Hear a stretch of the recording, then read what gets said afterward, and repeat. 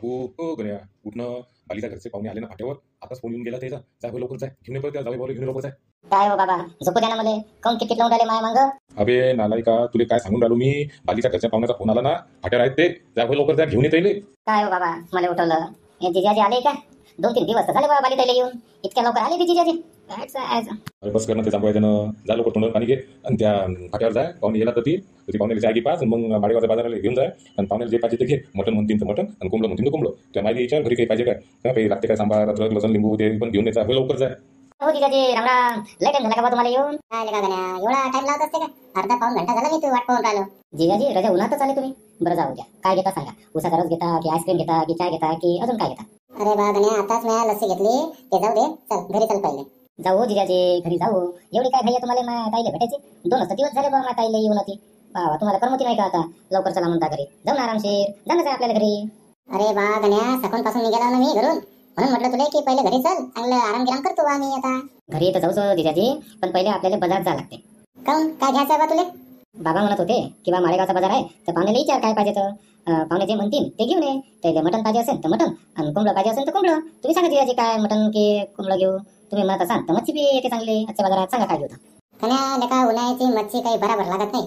आणि कोंबडं गावरान भेटेन का आजच्या बाजारात? नाही राजा जिजाजी कोंबडं खेड्यावरच भेटेन गावरान आपल्याला. ती पाहिलं नाही तर ते पकडायचं कोंबडं भेटेन बा. तुम्हाला गावरान कोंबडं पाहिजे असेल तर आपल्याला आजूबाजूच्या खेड्यागावात जावं लागेल बा. चला मग कधी जाऊन पाहू. आता पुन्हा गावरान कोंबडं काय म्हणता सांगा. गावरान कोंबड्यासाठी लय हिंडा लागेल ना. जाऊ दे त्यापेक्षा मटणच घेऊन टाक. गावरान कोंबडं 1-2 दिवसांना पाहू आपण. आज मटण आणि गावरान कोंबडं 1-2 दिवसानं म्हणजे तिच्या चांगल्याच फुरसतीने यायला वाटते. काय म्हटलं गाण्यात? काही नाही हो तिच्याचे. चला आता मटण घेऊ आपण आणि गावरान कोंबडं पाहू. मग आजूबाजूच्या खेड्यात आपण मारू चक्कर उद्या आणि बुक करून टाकू कोंबडं. आणि तुम्ही म्हणा त्या दिवशी घेऊन येऊ बा. चांगल्या फुरसत आले वाटते जिजाजी तुम्ही. काऊन काय झालं? जेवल्यावर लगेच पाठवून देता का मला वापस? असं नाही हो जिजाजी. प्लॅनिंग करायला आपल्याला बरं पडते म्हणून विचारलं बा की किती दिवस राहता तुम्ही तर. कोणतं प्लॅनिंग करायचं आहे बा तुला? आज मटण आणि 1-2 दिवसानं कोंबडं. अजून काय प्लॅनिंग आहे ते? तुम्ही म्हणाल ते प्लॅनिंग करू जिजाजी आपण. आता अजून कोणतं प्लॅनिंग करता का नाही तू? प्लॅनिंग आपलं हेच ना हो जिजाजी. तुम्हाला कोणता ब्रँड पाहिजे बा? म्हणजे RS पाहिजे किंवा अजून कोणता ते सांगा मला घेऊन टाकू. वा रे साले बा. वा वा वा वा. लग्नाच्या अगोदर तर मस्त माई चौकशी करत होते. याले विचार त्याला विचार इकून विचार तिकून विचार की पोरगा दारू पिते काय इमल नाही तर खर्रा खाते काय सिगरेट पिते काय. आणि आता मला म्हणतात तुमचा ब्रँड कोणता आहे जिजाजी सांगा घेऊन येतो. वा रे वा साले बा. असं नाही हो जिजाजी. लग्नाच्या ते सोरी जोडताना तसं विचाराच लागते ना. माहिती काढाच लागते बा. काय राजा बरं सांगा आता तुम्हाला कोणता ब्रँड चालते ते सांगा ना. कायचं कंट्रोल करायला पुरते. अति नवीन नवीन काम आहे राजा. कायचं नवीन सोयरा आहे सासूबा बायको नवीन सगळं नवीन आहे.